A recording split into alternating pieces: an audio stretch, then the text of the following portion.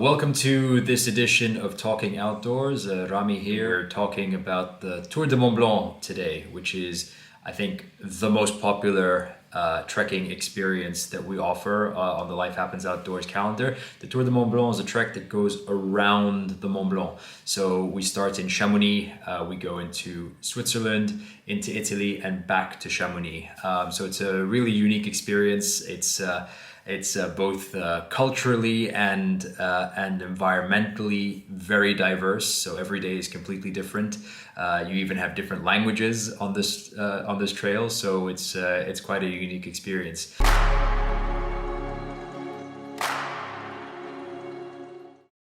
On the Tour du Mont Blanc, we are staying in an accommodation that is, so we stay in two kinds of accommodation, basically. We stay in hotels or we stay in mountain huts. And these places are super equipped. So they in some instances, there are washing facilities for our clothes. There are of course, showers every night. These are very warm places. So we find that having to transport extra stuff other than what we carry on our backs is, it's really it's quite redundant. We find that having a 6 kilo backpack or 7 kilo backpack in total with your water is more than enough for the entire week, given the facilities that are available to us. So there are no porters. That's the short answer to be able to do this trail. We basically carry everything on our own, on our backs. We help people prepare their bags so that they know exactly what they need to carry. Everybody hears this for the first time and they go, oh my God, how am I going to do this? But Tour du Mont Blanc is very popular with people who've never done trekking ever. So they've basically chosen this as their first ever adventure. And they always come out the other side going, whoa, okay, I actually managed to do this. So a combination of packing properly, having the right backpack for your body type, and yeah, a positive attitude is usually what carries us all the way. So yes, no porters on Tour du Mont Blanc is the short answer.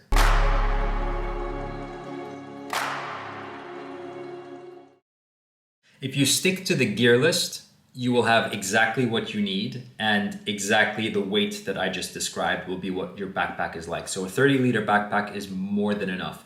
If you get a bigger backpack, you're going to end up stuffing it with more stuff. So having a 30-liter backpack is exactly what you need. You don't need anything bigger than that. And all your things are going to fit into that 30-liter backpack. So the starting point is to get the right size backpack.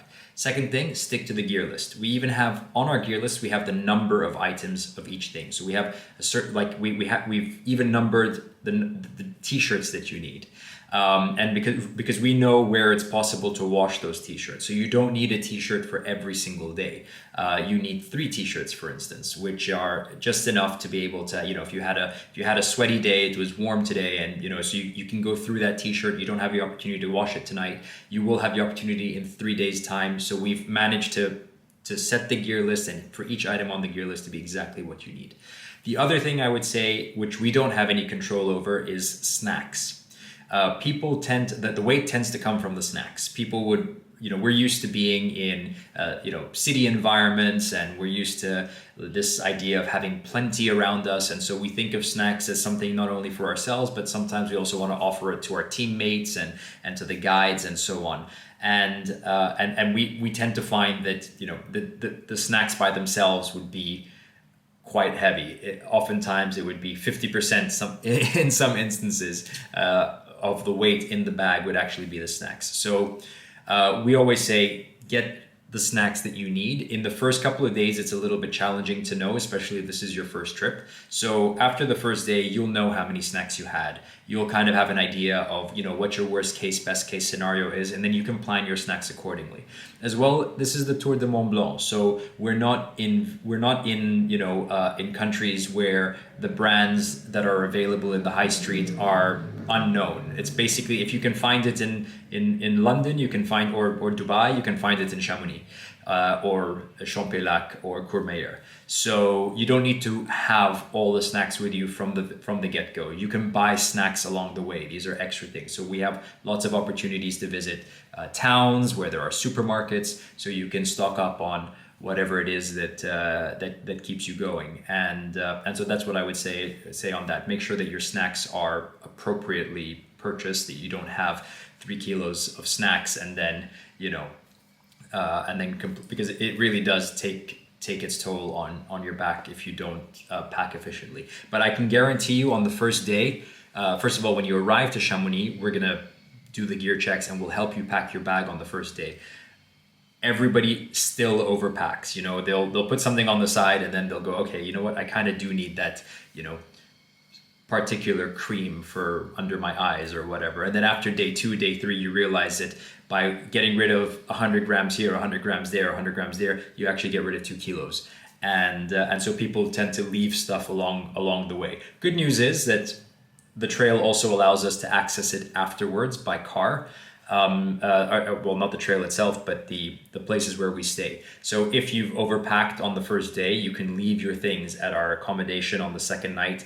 And then at the end of the trail, once we're done, your team leader can get in the car, drive over, pick up what is usually a gigantic garbage bag full of our team stuff and bring it back to Chamonix so that you can all have access to it again.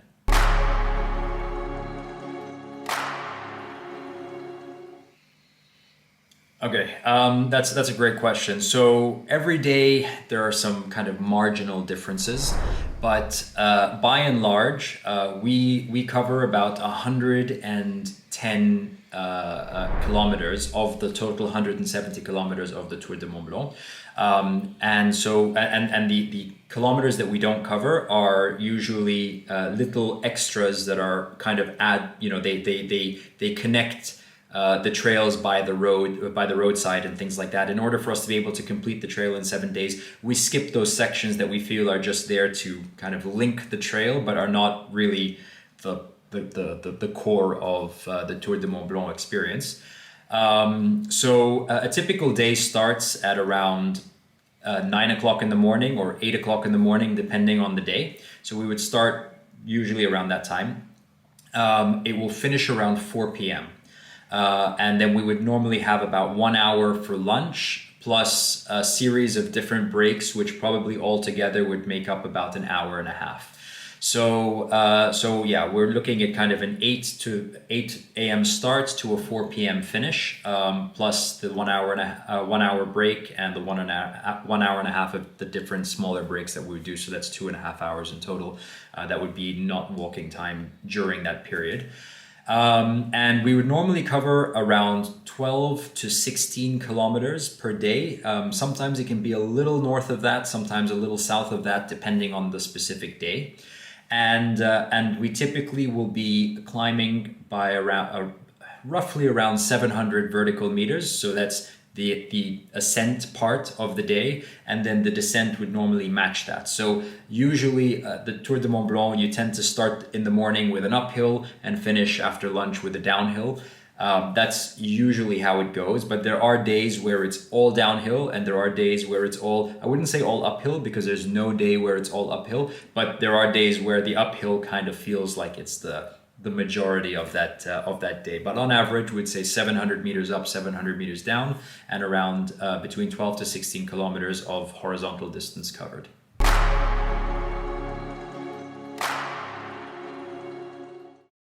Every village that we stay in has access to the road, or has very close access to the road. So it's just maybe 30 minutes or 25 minutes away from the road. So that means that we have road access to all the different villages, and that means that if you do want to skip a day, so let's say after day 1 you're very sore and you just want to skip the second day to recover and then you continue onwards, then it's possible to do that. And the whole region is very well connected between the buses and the train networks, so that can easily be organized without any issues. And if where you can't get a train or a bus, we can always get a taxi as well. So that's something that is great for people to just, especially when you think, oh God, I got to go and do 110 kilometers and I've got to do all these uphill and all this downhill. It's like not necessarily. If you feel like it's overwhelming on a particular day, you can just skip. That's not a problem. And sometimes us as an entire group, we sometimes find that, and this has happened in the past, where the weather is just on a day is just miserable, and it's really not worth us getting soaked. And it's better for us to just maybe skip this section and do something else and get there by road transport. So that may also happen as well. It's very rare. It's happened once since 2016, but it's something worth flagging as well. So options are available, and people can exit the itinerary as well at any time. So if you feel that maybe you're not feeling it, or you just feel like you need to, you've got your fix, you've enjoyed the itinerary in the way that you want to, and you're ready to go home, then we can also arrange for you to exit an itinerary at the end of any day of the trip, which is great. So it removes that whole I'm on an expedition and I can't exit, and some people need to know that there is an exit if they need it. And on this trail, it's certainly possible, and it's very easy to organize.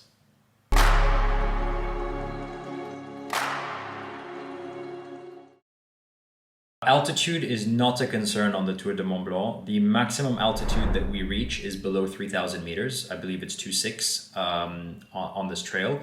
There is an opportunity to reach 2.8 which is the Fenêtre d'Arpette, which is we've only ever taken that route on that day once, and it's only when we have a very strong motivated team, and they really want to push a little bit harder, then we can deviate to that slightly higher route on day 3, but we typically don't do it, and so it's usually the highest altitude is 2,600. It's not to say that you won't feel anything at all. You do feel a little bit more fatigued. It's normal. Your body is in a higher altitude environment than it normally would be. But it's not anything. It's not at the levels where it's concerning, or where people need to, be worried about acclimatization schedules and things like that. We're not in that zone. So I would say the short answer to your question is no.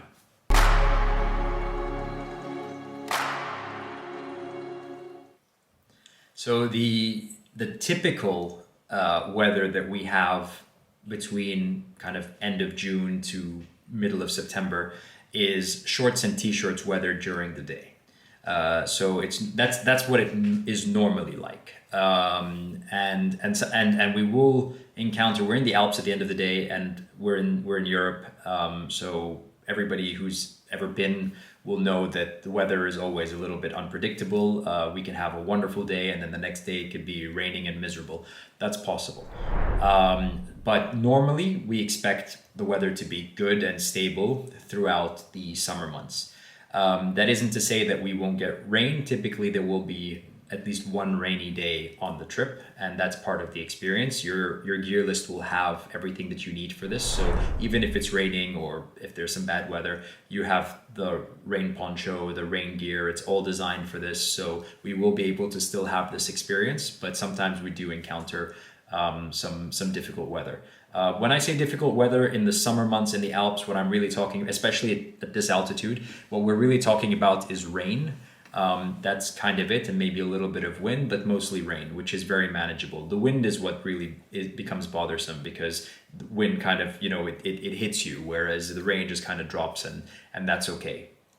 Having said that, it has been the case in the past that we've had unseasonable snow.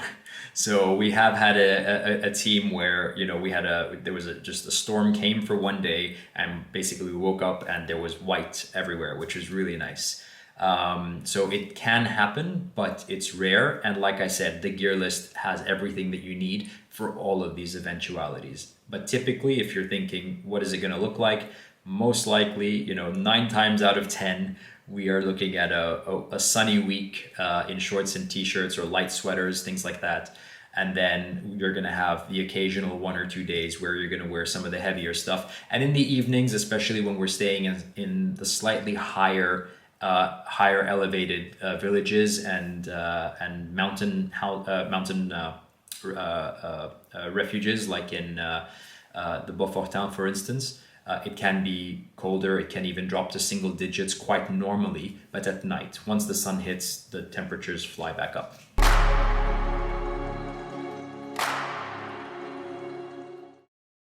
The Tour du Mont Blanc is an experience that really anybody who has the will to do it can do it. As long as you're able to walk, you can do the Tour du Mont Blanc. That doesn't mean that it's easy. It isn't. It's considered challenging on our Life Happens Outdoors fitness level meter, basically. So, and what that means for us is that in preparation for this experience, it would be good to bring yourself into some kind of fitness routine that reaches around 2 to 3 times a week. So, of course, we're not saying you need to do 2 full days or 3 full days of crazy anything. What we're saying is that the more comfortable you are with your body, and the more comfortable and flexible, and your body's used to some degree of endurance, then the more you're going to enjoy the scenery, the mountains, where we are, what we're doing. So we recommend that in preparation for the Tour du Mont Blanc, you should be doing 2 to 3 fitness sessions or fitness hours, if you like, a week. And that could be really anything that you want. We're trekking at the end of the day, and yes, it's good if you have access to long walks. That's the perfect thing to do. But a lot of us live in the cities, and that's maybe not entirely possible, or maybe we're bored of looping around the park so many times. So I would say any kind of fitness that interests you and that's sustainable to you is something that I would go for.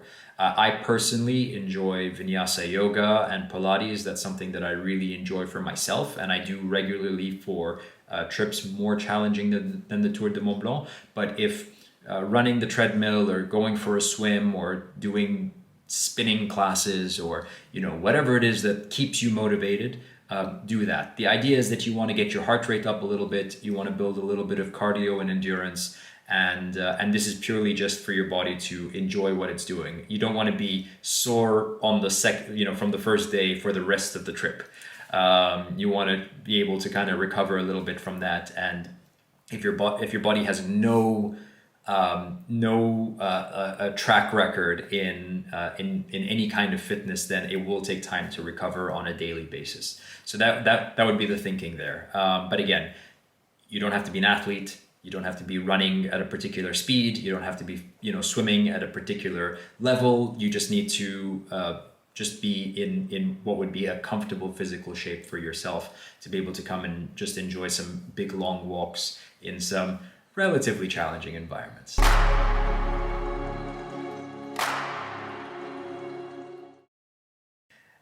Amateurs climb and trek, right? Amateurs climb and trek without poles. Professionals climb and trek with poles. All right. Now I know that people think, it's a toughness thing. It's not a toughness thing. Your knees at the end of the day will wear and tear. It's just a fact. Doesn't matter how strong you are, doesn't matter how fit you are, your knees are going to wear and tear. And for somebody like me who wants to be doing this well into their later years of life, so I want to still be able to walk and still be able to climb, I use poles today to prevent or at least push that wear and tear as far into the future as I possibly can.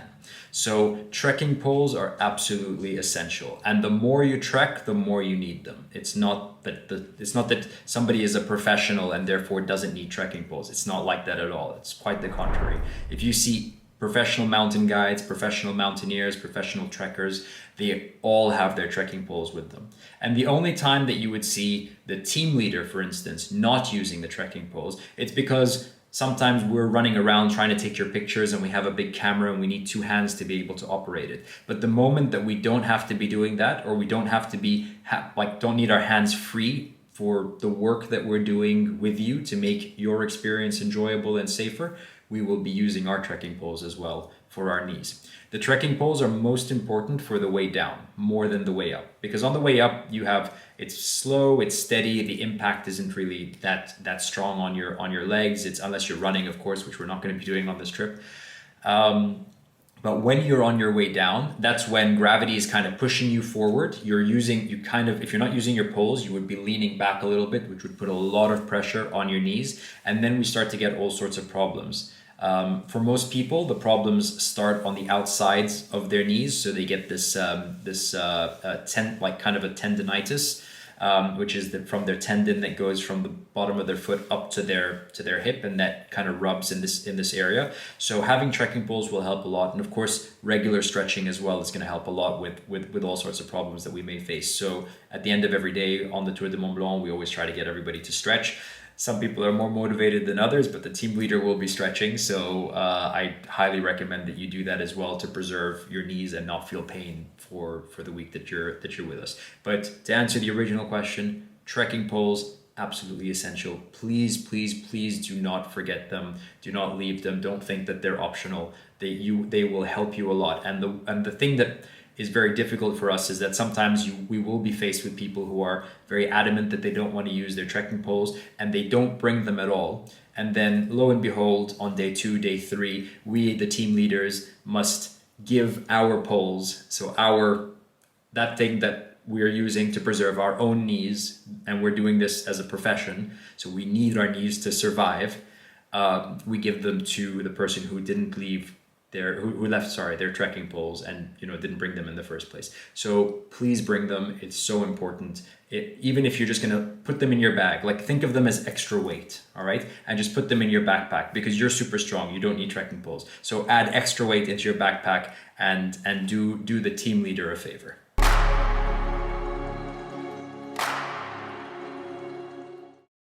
We have 2 kinds of accommodation on this trail. One is pure mountain hut. I'll explain that in a moment. And the other one are small hotels. As a starting point in Chamonix, we generally use the LHO apartment at the Rocky Pop Hotel. So that's an apartment that has 12 beds in kind of, I don't want to say dorm style because it's really, really nice, but it's basically, they're split into 2 rooms. We have 6 showers, 4 bathrooms. There's a living space, kitchenette.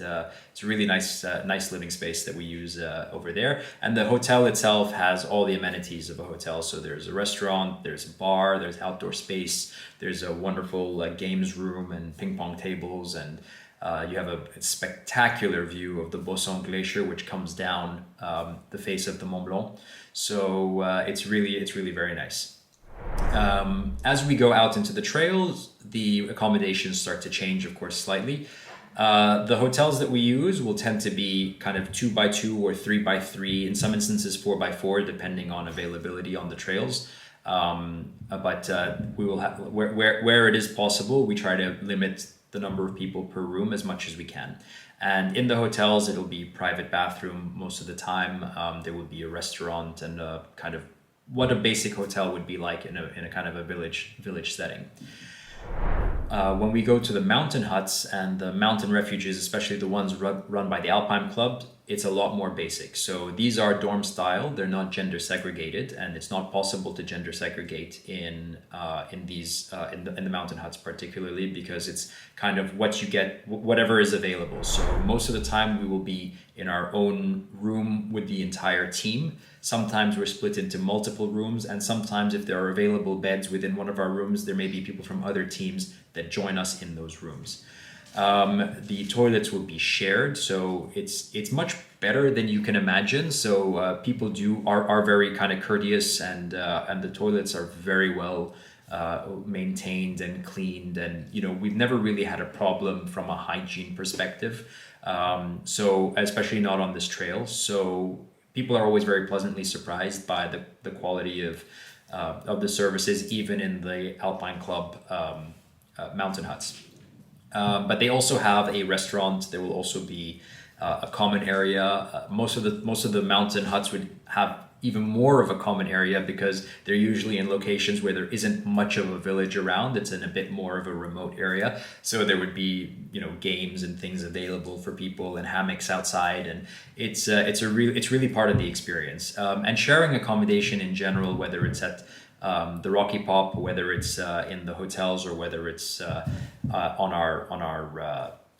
the mountain huts, is very much part of the experience. So people do really have a lot of fun. It's not, it's strictly about sleeping. So when you go into the sleeping rooms, there are rules. We go over those rules about, not even prepping your bag inside the room. You do that somewhere else because other people will be sleeping and they don't want to hear the zippers opening and closing and all of that. So it really is just about sleep, getting into bed, sleeping comfortably in a nice warm environment, and then exiting from there and continuing on the trail. It's not a party zone or anything like that. It's really strictly about sleeping. So we find that people who might generally, as a starting point, be a little bit reserved about this whole, not gender segregated idea, especially if they're coming from different parts of the world where gender segregation is something that's very important to them. When they come here, they find that, okay, actually it's not how they imagine it. This is really just an efficient way to sleep in a remote environment in the Alps.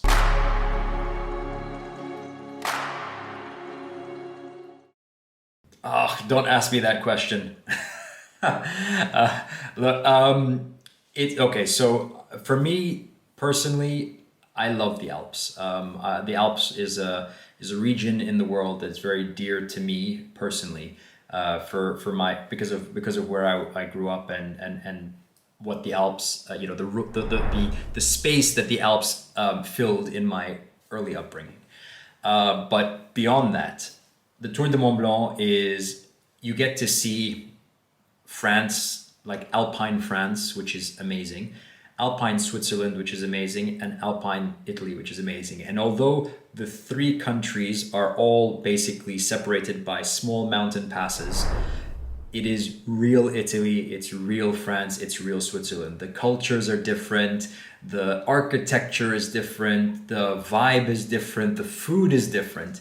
Everywhere that we go on the trail, we try our best as well it's an adventure trip, absolutely, but we try our best to make it also something of a cultural trip, because these treks, these trails, they also have cultural and historic significance. And part of the culture is the food. So when we're in Courmayeur, we have really great pasta, really great northern Italian dishes like polenta. When we're in France and in the Chamonix Valley, of course we're having tartiflette, of course we're having reblochon, of course we're having Beaufort cheese. We actually one of the accommodations is in the Beaufortin, where they make the Beaufort cheese. And some of the accommodations that we use in that region were actually converted cheese factories. So you really do get that experience. And then in Switzerland, of course there's going to be fondue, of course there's going to be raclette. Of course, there's going to be Valais wine that the Swiss are very obsessed with. For those of us who prefer Southern wine, it's a little bit, but they're very proud of it. So let's keep it there. So it's really a wonderful, wonderful trail, and we haven't even touched the views yet. We're talking about some of the most famous mountains in the world.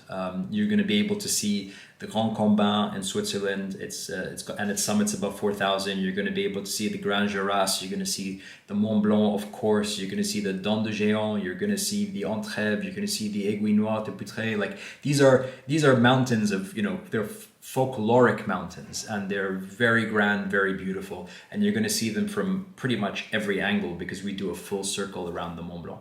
So this is a trail that is it's mind-blowing. The lakes are beautiful, the trees are beautiful, the giant walls and the glacier-capped mountains, they're beautiful. There just really isn't anything to say about this place that is anything other than positive, and we've seen that from it's the most popular trip on the LHO calendar. We don't there are no other trips that do as well in terms of with our LHO community as the Tour du Mont Blanc. So there's reason for that.